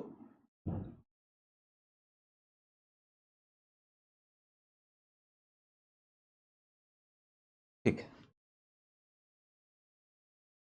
जब मिट्टी का इंडस्ट्री डेवलप हुआ, कपड़े का इंडस्ट्री डेवलप हुआ, जब शीशे का उद्योग डेवलप हुआ, धातु का उद्योग डेवलप हुआ, इन तमाम प्रकार के उद्योगों के विकास होने के नाते स्वाभाविक रूप से कई सारी ऐसी सामग्रियां हो जाएंगी जिनका कि निर्यात किया जाएगा। दूसरी बात यहां पर गिल्ड सिस्टम को लेकर है। गिल्ड को हिंदी में लिखा जाता है श्रेणी व्यवस्था, श्रेणी व्यवस्था, बल्कि सही अर्थों में देखो तो श्रेणी व्यवस्था ही उचित शब्द है। संस्कृत भाषा में भी इसी शब्द का उपयोग हुआ है, अंग्रेजी वालों ने उसको ट्रांसलेट किया है और गिल्ड नाम दिया है। तो श्रेणी का मतलब होता है कि कोई एक क्षेत्र के लोग जो एक तरह का व्यवसाय करते हैं वो लोग एक ग्रुप का सदस्य हो जाते हैं और व्यवसाय करने वाले लोग उस ग्रुप के लिए कुछ रूल्स एंड रेगुलेशंस बना लेते हैं। सारे के सारे लोग उन्हीं रूल्स एंड रेगुलेशन से बंध जाते हैं कि किसी वस्तु का कितना मूल्य होना चाहिए, किसी वस्तु की क्या गुणवत्ता होनी चाहिए, यहां तक कि जब श्रेणी के अंतर्गत सारे लोग एक ग्रुप का सदस्य हो जाते हैं तो कच्चा माल कहां से खरीदना है, किस मूल्य पर खरीदना है, इसका भी एक नियम होता है। कच्चा माल लाने के लिए भी सैकड़ों सदस्यों ने मिलकर एक प्लान तैयार किया तो एक कारवां चला जाएगा माल खरीदने के लिए, कारवां माने ग्रुप चला जाएगा माल खरीदने के लिए, उसके साथ में सुरक्षा गार्ड भी चले जाएंगे ताकि रास्ते में कोई लूटपाट ना हो जाए। माल लेकर आ गए, फिर उसका उत्पादन में इस्तेमाल हुआ और फिर मैन्युफैक्चर्ड आइटम्स तैयार हुए और उसके बाद उसको दूर दराज तक बेचने के लिए लेके जाना है तो फिर कारवां चला जाएगा और फिर सिक्योरिटी गार्ड साथ में चले जाएंगे ताकि लूटपाट ना हो जाए। इस क्रम में आप देखोगे कि ट्रांसपोर्टेशन का कॉस्ट भी कलेक्टिव हो जाता है और एक जगह आप बड़े पैमाने पर वस्तुओं की खरीद करते हैं या बिक्री करते हैं तो बार्गेनिंग भी हो जाती है। इसके अलावे आप देखोगे कि गिल्ड सिस्टम ने गिल्ड के सदस्यों को ट्रेनिंग भी दिया है। हिंदुस्तान के इतिहास में शिक्षा का अध्ययन जब होता है तो वोकेशनल एजुकेशन का सबसे बड़ा क्रेडिट यदि किसी को दिया जाता है तो गिल्ड सिस्टम को दिया जाता है कि वो अपने सदस्यों को वोकेशनल व्यावसायिक शिक्षा दिया करते थे। इसके अतिरिक्त क्रेडिट सिस्टम भी इन्होंने खूब चलाया कि गिल्ड वाले लोग आपस में एक दूसरे को ऋण भी दे दिया करते थे, क्योंकि ऋण जब तक नहीं देंगे तो कई दफा आदमी कई तरह का व्यवसाय कर नहीं पाता है। गिल्ड सिस्टम ने एक दूसरे को लोन दिया। गिल्ड सिस्टम ने सिक्के भी चलाए। हिंदुस्तान के इतिहास में शुरुआती दिनों में सिक्के की शुरुआत गिल्ड ने ही किया था। फिर गिल्ड चूंकि संगठित होता था तो इनका एक लीडर होता था जिसको जेठक कहा जाता। जेठक माने जो ज्येष्ठ हो, जो बड़ा हो। और साथ ही साथ एक और शब्द सुनने को मिलेगा, सारथवाह। सारथवाह का मतलब जो सारथी हो, जो मार्गदर्शक हो। सारथवाह या जेठक शब्द का उपयोग किया जाता है इनके लीडर के लिए। मैं सुना रहा हूं, मैं इसके पॉइंट्स लिखवा दूंगा अभी कुछ ही देर में लिखवा दूंगा, पहले सुन लो, घबराना मत कि सर लिखवा देते तो अच्छा होता। मैं अभी सुना दे रहा हूं, फिर लिखवा दूंगा। तो जेठक है या सातवा है, क्योंकि ये लोग संगठित होते थे तो इनके पास इस बात का स्पेस होता था कि ये लोग राजा तक पहुंच सकते थे, और राजा तक पहुंच जाएंगे तो स्वाभाविक रूप से राजा इनको संरक्षित कर सकता है। ये अपनी मांग लेकर राजा तक पहुंचेंगे। अलग अलग व्यापारी राजा तक नहीं पहुंच सकता है, लेकिन संगठित रहिएगा तो पहुंच जाइएगा। अपनी समस्याएं रखिएगा, राजा समाधान खोज देंगे। और आप भी राजा को कुछ देते हैं, कई दफा उपहार देते हैं, कई दफा लोन देते हैं, कई दफा कुछ देते हैं। यहां तक कि गिल्ड के पास में अपनी अपनी सैनिक टुकड़ियां होती थी, और राजा को युद्ध के वक्त में यदि सेना की जरूरत पड़ती थी तो गिल्ड वाले भी लोग राजा को अपनी सेना दे देते थे। तो गिल्ड का महत्व था राजा के लिए भी, अतः राजा भी संरक्षण देने में सहज रहते थे। राजाओं ने गिल्ड को यह अधिकार देकर रखा था कि तुम अपना छत्र यूज कर सकते हो, इंसाइनिया, तुम अपना मोहर यूज कर सकते हो, तुम अपना करेंसी चला सकते हो, और अपने समाज के सोशल रूल्स तुम बना सकते हो, और जो उस सोशल रूल का उल्लंघन करे उसके लिए तुम उनको दंडित भी कर सकते हो। तो गिल्ड सिस्टम भारत के प्राचीन कालीन समाज के अंदर एक बड़ी महत्वपूर्ण चीज हुआ करता था, और इस गिल्ड सिस्टम के कारण इंडिया में इंडस्ट्री को और ट्रेड को खूब उन्नति मिली, और इस नाते बहुत सारे लोग धनी हो गए और समर्थ भी हो गए। और इनके धनी होने और समर्थ होने से उस युग के समाज के ऊपर बड़ा गहरा असर पड़ा। समाज का एक मॉडल तो वर्णवादी है, जो कहता है कि वर्ण और जाति के मुताबिक समाज चलना चाहिए, लेकिन एक दूसरा मॉडल है जो गिल्ड सिस्टम के रास्ते से डेवलप हुआ, जिसके अंतर्गत वैश्य वर्ग के लोग धनी होकर सबल हो गए, और जो धनी होता है वो सबल होता ही होता है, और धनी और सबल हो जाने के कारण वर्ण व्यवस्था को आदर्श स्थितियां तो नहीं मिलेगी परफॉर्म करने की। आप कह देंगे कि वैसे नंबर 3 पर धकेल दिए जाएंगे, लेकिन नंबर 3 पर जो है वो पैसे में नंबर 1 रहेगा, तो आपकी व्यवस्था को वो चुनौती तो देता ही रहेगा। तो गिल्ड सिस्टम ने वर्ण व्यवस्था को हमेशा चैलेंज किया है, क्योंकि वो नंबर 3 पे रह के संतुष्ट है नहीं, और आप उसको नंबर 3 पे रखने के लिए प्रतिबद्ध हैं, तो आपके और उनके बीच में द्वंद्व चलेगा। और इसीलिए आप देखिएगा कि गिल्ड सिस्टम के जो लोग थे वो ज्यादातर संरक्षण दिया करते थे बुद्धिज्म को और जैनिज्म को। बुद्धिज्म और जैनिज्म को संरक्षण देने की जो उनकी कोशिश होती थी, उसके पीछे का सबसे बड़ा कारण यह था कि बुद्धिज्म और जैनिज्म सामाजिक स्तर पर समतावादी हुआ करता था। सामाजिक स्तर पर समतावादी था, और वर्ण व्यवस्था को या तो नहीं मानता था या तो कहता था कि उसको कर्म आधारित कर दो। कर्म आधारित कर देने का तो सीधा मतलब होता है कि कोई व्यक्ति अपने मन से अपना व्यवसाय चुनेगा, और उसके व्यवसाय से उसके वर्ण का चयन होगा या निर्धारण होगा। एक ही परिवार में चारों वर्ण के लोग हो सकते हैं, और व्यक्ति चाहे तो अपना व्यवसाय बदल के अपना वर्ण बदल ले, किसी प्रकार की पाबंदी नहीं रहती है, किसी प्रकार का भेदभाव नहीं होता है। यही वजह है कि श्रेणी संघों के लोगों ने बुद्धिज्म और जैनिज्म को खूब संरक्षण दिया। अब आप ये देखोगे कि 6ठी शताब्दी ईस्वी पूर्व से लेकर मौर्य काल तक तो श्रमण धर्म की धारा को राजकीय संरक्षण भी मिला और गिल्ड का भी संरक्षण मिला। लेकिन जब मौर्योत्तर काल में आप जाओगे तो देखोगे कि ज्यादातर जो भारतीय मूल के राजा थे वो बौद्ध धर्म को या जैन धर्म को संरक्षण देने के बजाय संरक्षण दे रहे थे ब्राह्मण धर्म को। आपने पढ़ा है कि शुंग राजा ब्राह्मण थे, कण्व राजा ब्राह्मण थे, सातवाहन अपने को परम श्रेष्ठ ब्राह्मण कहते थे।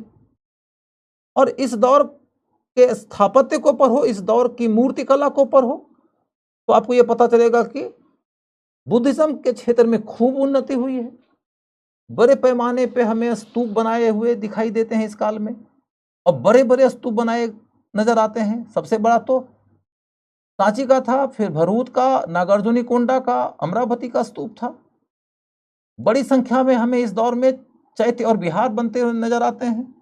भज बेदसा जुन्नर कारले कन्हेरी। इस दौर में हमें बड़ी संख्या में मूर्तियां नजर आती हैं बुद्धिज्म से संबंधित। गंधार की मूर्ति कला बुद्धिज्म पर ही पूरी आधारित है। और मथुरा में अन्य धर्मों की मूर्तियां भी मिली है, लेकिन ज्यादा मूर्तियां तो फिर भी बौद्ध धर्म की ही है और कुछ जैन धर्म की है। अन्यों की भी है, लेकिन सब ज्यादा बुद्धिज्म की ही है।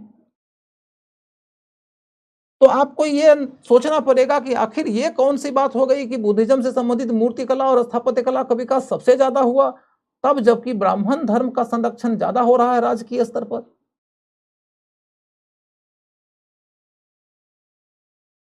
तो उसका एक बड़ा कारण यह है कि गिल्ड ने सपोर्ट किया था बुद्धिज्म को। और गिल्ड ने क्यों सपोर्ट किया था बुद्धिज्म को? क्योंकि बुद्धिज्म का सामाजिक दर्शन गिल्ड के लिए अनुकूल है, समतावादी सामाजिक दर्शन। फिर आपको एक बात याद होगी कि मैं जब बुद्धिज्म पढ़ा रहा था तो मैंने आपको यह भी बताया था कि बौद्ध धर्म को जब वैष्णव और शैव धर्म से चुनौती मिलने लगी और राजकीय संरक्षण उसका खोने लगा, तो उस दौर में गिल्ड उनके लिए और ज्यादा निर्णायक हो गया। तो गिल्ड ने उनको यह कहना शुरू किया कि भैया कुछ करो ताकि तुम पॉपुलर बने रहो। यदि तुम पॉपुलर नहीं रहोगे तो तुम्हारे विचारों से समाज का निर्माण नहीं होगा। और समाज में यदि तुम वर्ण भेद को स्ट्रॉन्ग तरीके से चैलेंज कर ना सके तो हम तुमको अपने काम का क्यों माने? तुम मेरे किस काम का होगे भला? और जो तुम मेरे किसी काम के नहीं हो, हम तुमको इस तरह का संरक्षण क्यों दे, तुमको चंदे क्यों दे?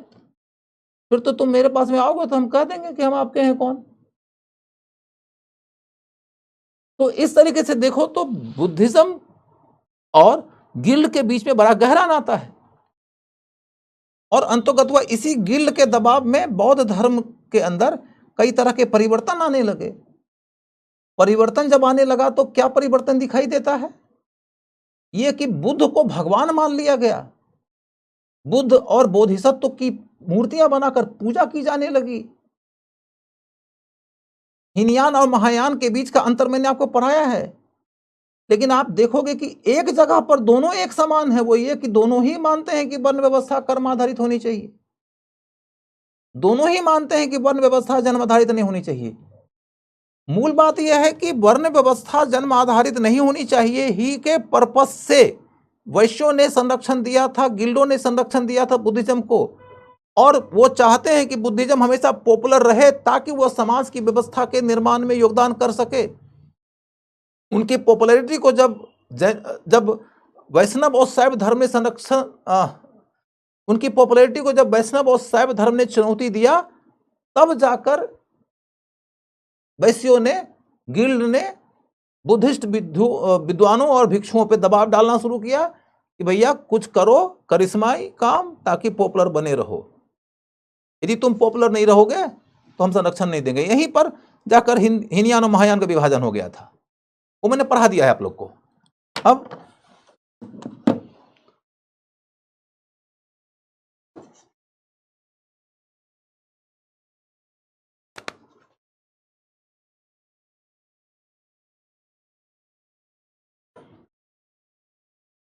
तो गिल्ड श्रेणी के बारे में, मतलब गिल्ड सिस्टम के बारे में, यानी श्रेणी सिस्टम के बारे में कुछ लिख लो। एक क्षेत्र के एक तरह का व्यवसाय करने वाले लोग, एक क्षेत्र के एक तरह का व्यवसाय करने वाले, एक क्षेत्र के एक तरह का व्यवसाय करने वाले,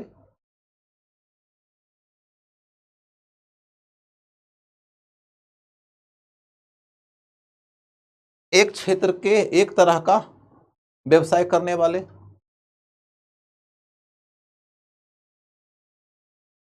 इसके बाद ये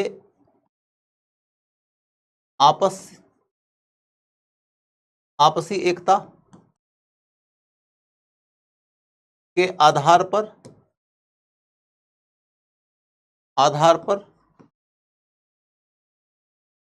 उद्योग और व्यापार चलाते थे।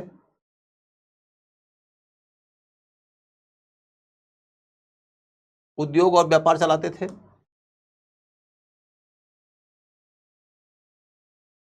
एक श्रेणी विशेष रूप से उल्लेखनीय है, नाना देशी। नाना देशी, इससे क्या पता चलता है कि वो मल्टीनेशनल कंपनी की तरह काम करते थे। मल्टीनेशनल कंपनी की तरह काम कर देते थे।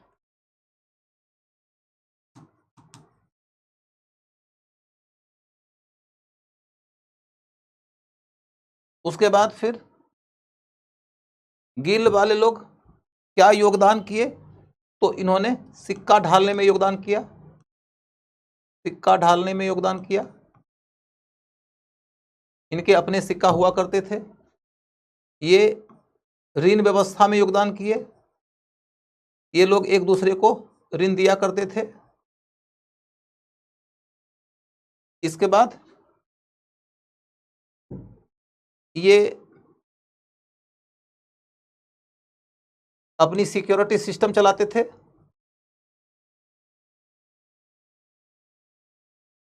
सिस्टम चलाते थे। गिल्ड सेना हुआ करती थी, यानी श्रेणी सेना। श्रेणी सेना होती थी। ये व्यावसायिक प्रशिक्षण की व्यवस्था किए। व्यावसायिक प्रशिक्षण की व्यवस्था किए।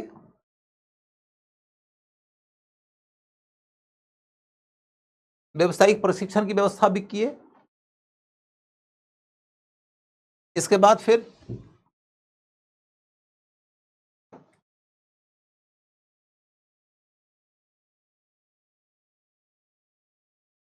इन्होंने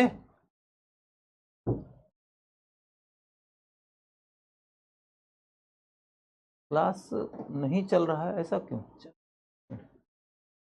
अच्छा, किसी किसी का नहीं चल रहा होगा, उसका अपना कुछ प्रॉब्लम हो गया होगा, बाकी लोग का तो चल ही रहा है। तो इसलिए ऐसी कोई बात नहीं कि क्लास नहीं चल रहा है, क्लास चल रहा है।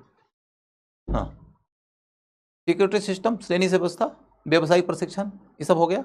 इसके बाद फिर इन्होंने बौद्ध धर्म, जैन धर्म को संरक्षण दिया।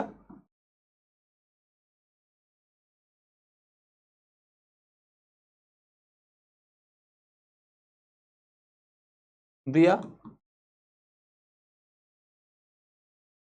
कला और साहित्य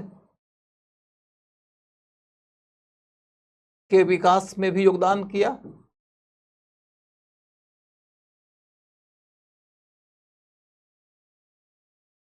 योगदान किया। कला और साहित्य के विकास में भी इन्होंने खूब योगदान किया। अब जितनी बातें मैंने बताया है, उतनी बातों के आधार पर गिल्ड सिस्टम के ऊपर कोई क्वेश्चन पूछा जाएगा तो बना लोगे तुम लोग। ठीक है। सिक्योरिटी को हिंदी में क्या लिख, सुरक्षा व्यवस्था बेटा, सुरक्षा व्यवस्था। यहां मैं देखो ना, तुम लिखे हो श्रेणी सेना। श्रेणी सेना मतलब श्रेणियों की अपनी सैनिक टुकड़ियां होती थी। ये सैनिक टुकड़ी इनके ट्रेड को सिक्योर तो करती थी, उन्हें सुरक्षा तो देती थी, और इसके अलावा जरूरत पड़ने के बाद कभी कभी ये राजा को भी सहायता के लिए उपलब्ध हो जाया करती थी। तो राजा को भी इन्हें संरक्षण देने के वक्त में कोई दिक्कत नहीं होती थी। ठीक।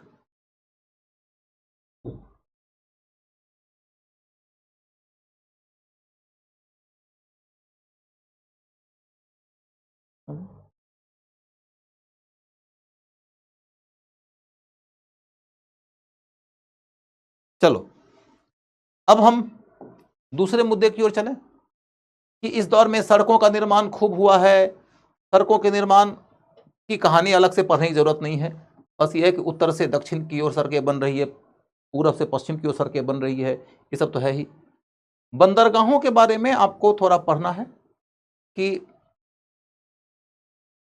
मौर्योत्तर काल के बंदरगाहों की एक लंबी सूची मिलती है हमको पेरिप्लस ऑफ द इरिथ्रियन सी नाम की किताब से। उसमें एक लाहिरी बंदरगाह है। लाहिरी बंदरगाह, लाहिरी बंदर बोलते हैं उसको, लाहिरी बंदर।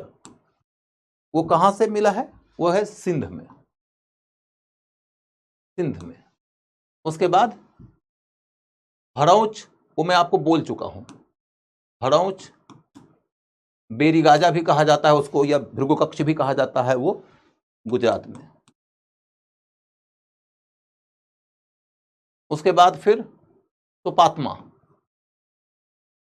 सोपात्मा महाराष्ट्र में, महाराष्ट्र में। फिर नीलसिंडा, नीलसिंडा ये कर्नाटक में।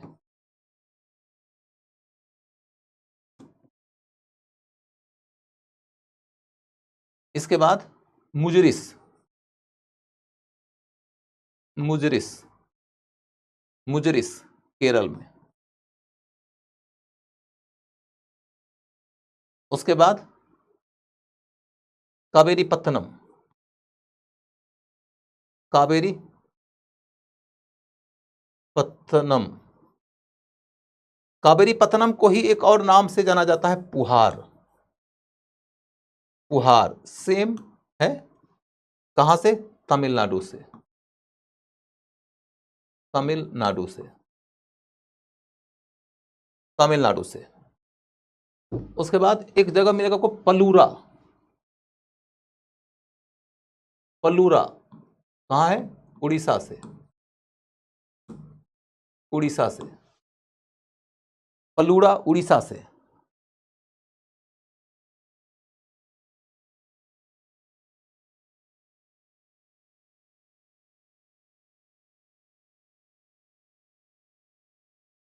और उसके बाद ताम्रलिप्ति, ताम्रलिप्ति ये कहां से? बंगाल से, बंगाल से, ताम्रलिप्ति बंगाल से। कुल मिलाकर आपको यह अंदाजा लगेगा कि हिंदुस्तान में उस दौर में इतने बंदरगाह ऐसे हैं जिनके आधार पर क्वेश्चन पूछा जा सकता है। क्वेश्चन ये आ सकता है कि कौन सी किताब से हमें बंदरगाहों की एक लंबी सूची मिली है? तो पेरिप्लस ऑफ द इरिथ्रियन सी। दूसरा क्वेश्चन क्या आ सकता है कि प्राचीन काल में भारत में बड़े पैमाने बंदरगाहों का विकास हुआ था, सही है कि गलत? तो सही है। तीसरा आ सकता है कि कौन बंदरगाह कहां था, कौन बंदरगाह कहां था को लेकर क्वेश्चन पूछा जा सकता है। तो आपके सामने में यह स्पष्ट हो गया कि कौन कौन से इलाके में कौन कौन से बंदरगाह थे। सबसे महत्वपूर्ण, सबसे ज्यादा ट्रेड जिस एक बंदरगाह से होता था वो कौन सा था? तो भरौच। ठीक है, अब इस बात को छोड़ते हैं यहां पर और यहां चलकर देखते हैं हिप्पलुस। ये क्या है? प्लिनी कौन था? प्लिनी एक विद्वान आदमी है, लेखक है, रोम का रहने वाला है। उसने किताब लिखा है, उस किताब में वह रोम के इकोनॉमी पर, रोम के ट्रेड पर लिख रहा है और इसी क्रम में भारत की चर्चा हो जाती है। That's it. अगला मुद्दा हिप्पलुस। हिप्पलुस नाम का एक व्यक्ति है जिसके बारे में यह बात कही जाती है कि उसने उसी युग में मॉनसूनी हवाओं की खोज कर दिया था। मॉनसूनी हवाओं की खोज करने का मतलब यह हुआ कि उसने ये बता दिया कि कौन से दौर में हवाओं की दिशा किधर की ओर होगी। यदि आपको मॉनसूनी हवाओं की जानकारी हो जाती है तो आप समुद्र के अंदर ज्वार और भाटा का अनुमान लगा लेते हैं कि कब ज्वार आएगा और कब भाटा आएगा। ज्वार और भाटा का अनुमान यदि आपको लग जाता है तो आपका समुद्री व्यापार सुरक्षित हो जाएगा। जब तक कि मॉनसूनी हवाओं की खोज नहीं हुई थी तब तक की स्थिति यह थी कि कोई भी आदमी यदि व्यापार करने के लिए जाता था ना समुद्र के इलाके से, समुद्र के इलाके से तुम व्यापार करने के लिए जाओगे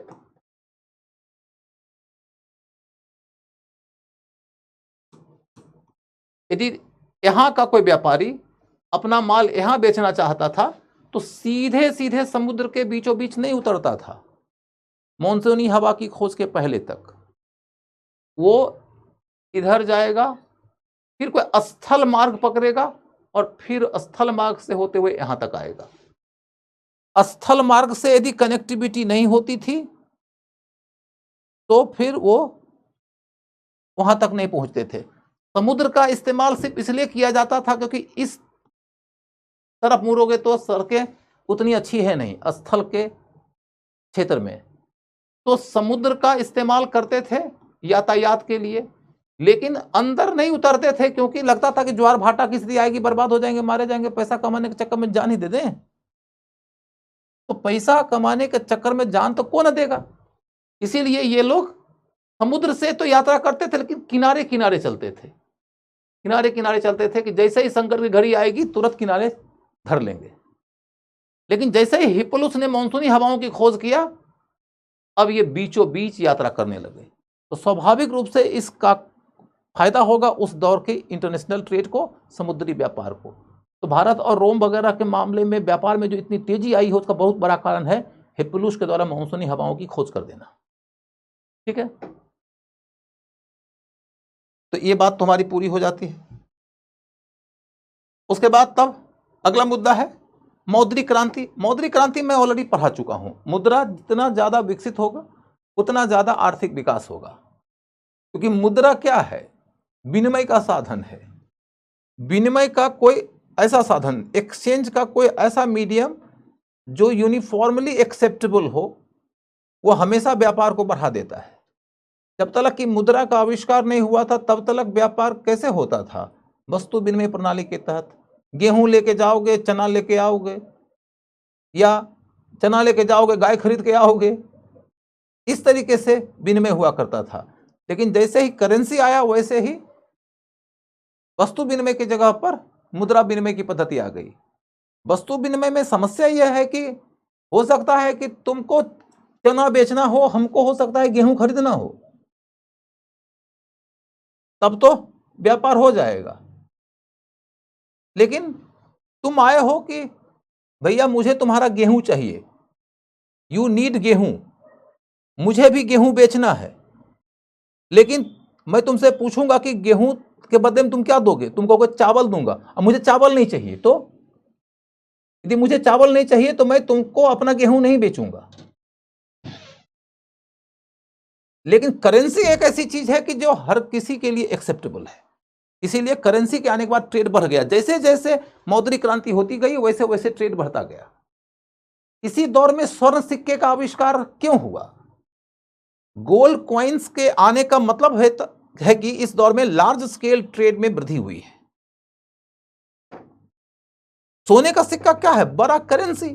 बड़ा करेंसी इसका मतलब कि बड़े पैमाने के लेन देन में जब वृद्धि होती है तभी जाके बड़े करेंसी का आगमन होता है। आज के डेट में यदि छोटे छोटे लेवल का ही लेन देन हो तो 2000 रुपये के नोट की क्या जरूरत है? वैसे भी 2000 रुपया का नोट का तो पता नहीं क्या ठिकाना है, नहीं खत्म हो गया है कि खत्म होगा, कुछ पता ही नहीं चल रहा है। लेकिन मुझे लगता है कि आज के डेट में हिंदुस्तान के इकोनॉमी का साइज जितना बड़ा हो गया है उसमें 500 रुपया के माध्यम से ही लेन देन का काम बड़ा मुश्किल है। खैर जो भी हो, आगे बढ़िए।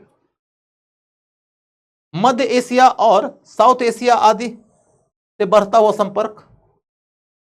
मध्य एशिया और साउथ एशिया के साथ में जो संपर्क बढ़ा है, पर्टिकुलरली देखो तो भारत में शासन करने वाले ग्रीक लोग आए हैं तो विदेशी व्यापार को बल मिलेगा, शक आए हैं, सीथियन आए हैं, कुषाण आए हैं, तो उस इलाके से संपर्क बढ़ेगा ना।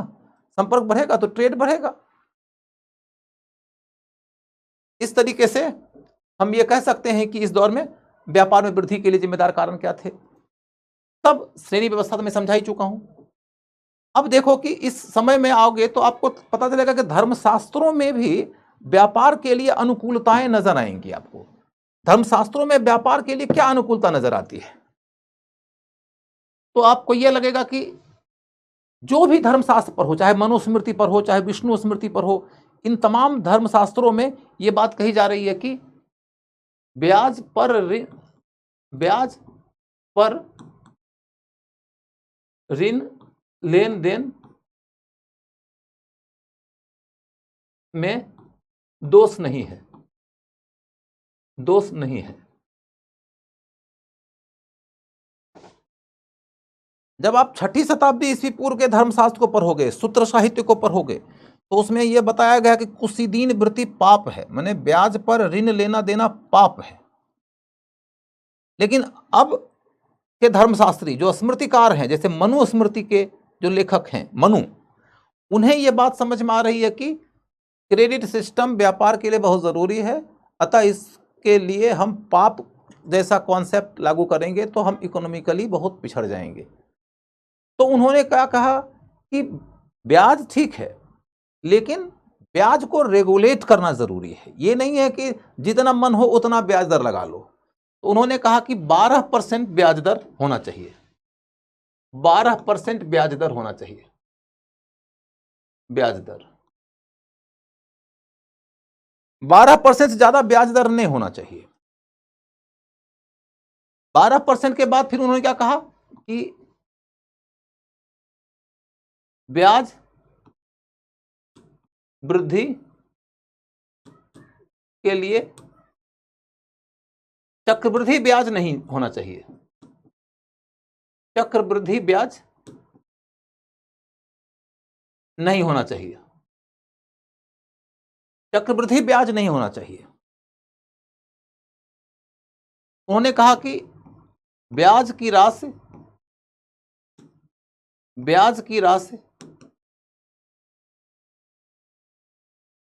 को मूलधन से ज्यादा नहीं होना चाहिए,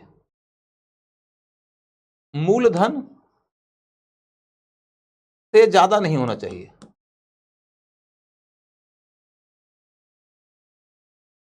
ब्याज की राशि को मूलधन से ज्यादा नहीं होना चाहिए, ब्याज की राशि को मूलधन से ज्यादा नहीं होना चाहिए। इसके बाद ब्याज की राशि को मूलधन से ज्यादा नहीं होना चाहिए, यह बात हो गई। उसके बाद फिर अगला पॉइंट क्या है कि यदि कोई व्यक्ति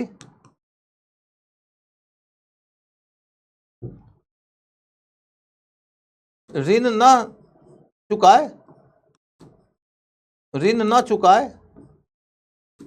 और यदि कोई व्यक्ति जानबूझकर ऋण न चुकाए, जानकर ऋण न चुकाए, तो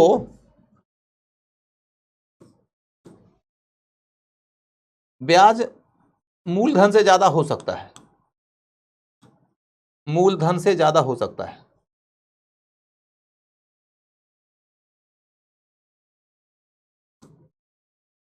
मतलब की बात यह है कि यदि आप हमसे नहीं, हम कहां से देंगे,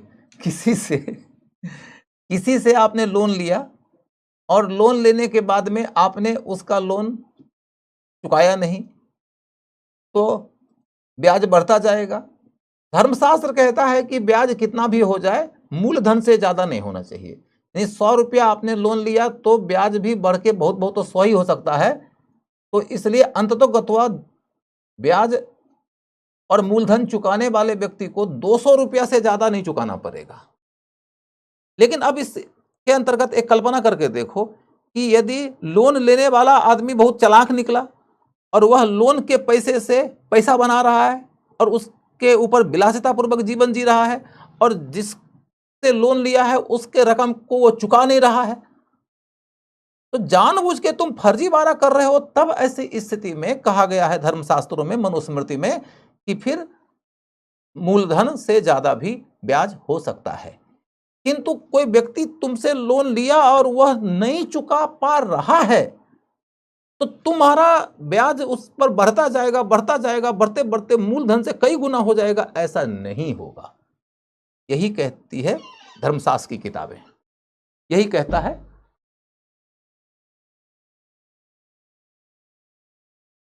हो गया। उसके बाद तब बौद्ध धर्म की महायान शाखा के अंतर्गत बोधिसत्व अवलोकितेश्वर के बारे में कहा गया है कि समुद्री व्यापार वगैरह के दौरान कोई संकट की घड़ी आएगी तो अवलोकितेश्वर को मन ही मन याद कर लेना, तुम्हारी रक्षा करेंगे। जैसे ना हिंदुस्तान में हिंदुओं के बीच में है कि जो बाल बच्चा लोग जो होता है वो सब जरूर यूज करता है। कभी कोई अंधेरे के इलाके से गुजरता है, कोई भट्ठे वगैरह के इलाके से गुजरता है, कोई झाड़ीवाड़ी के इलाके से गुजरता है, जिसके बारे में कहानियां सुन रखी होगी कि यहाँ पर भूत रहता है, आदमी तुरंत जय हनुमान ज्ञान गुण सागर जय कपीस लोक उजागर तुरंत मंत्र उच्चारण करना शुरू कर देता है कि हनुमान जी बचा लेंगे। तो इस तरीके की जो मान्यताएं हैं वो बौद्ध धर्म में भी आ गई थी, और अवलोकितेश्वर की कहानी इसी से जुड़ी हुई है। बाकी देवी लक्ष्मी का विष्णु जी के साथ में जुड़ जाना वैश्यों को आकर्षित करने के लिए बहुत बढ़िया चीज है। आज भी आप देख लेना कि वैश्य लोग जिस एक त्योहार को सबसे ज्यादा मनाते हैं वो लक्ष्मी पूजा ही है, क्योंकि उन्हें धन चाहिए, धन की देवी को प्रसन्न करना बहुत जरूरी है। यक्ष और यक्षी का संबंध भी धन से ही है, कुबेर उसी का एक हिस्सा है। साल भंजिका एक बहुत रोचक कैरेक्टर है। हिंदुस्तान की मूर्तियों का जब अध्ययन करोगे तो आपने देखा होगा कि एक नग्न अवस्था की कम उम्र की लड़की को प्रायः मूर्तियों में दिखाया गया है जो पैर की एक टहनी पकड़ के खड़ी नजर आती है, वही साल भंजिका है। मान्यता है कि वह उर्वरता की देवी है और वो प्रसन्न हो जाएगी तो फसल लहलहा जाएगा। यानी कि धर्म संस्कृति के स्तर पर भी चलकर देखो तो आपको लगेगा कि इकोनॉमी को प्रोस्पर करने वाले कई तरह के उपाय हो रहे थे। तो आज की कक्षा यहीं पर रुक जाएगी। आज का क्लास आप लोग का समाप्त हुआ, बाकी हिस्सा कल करेंगे।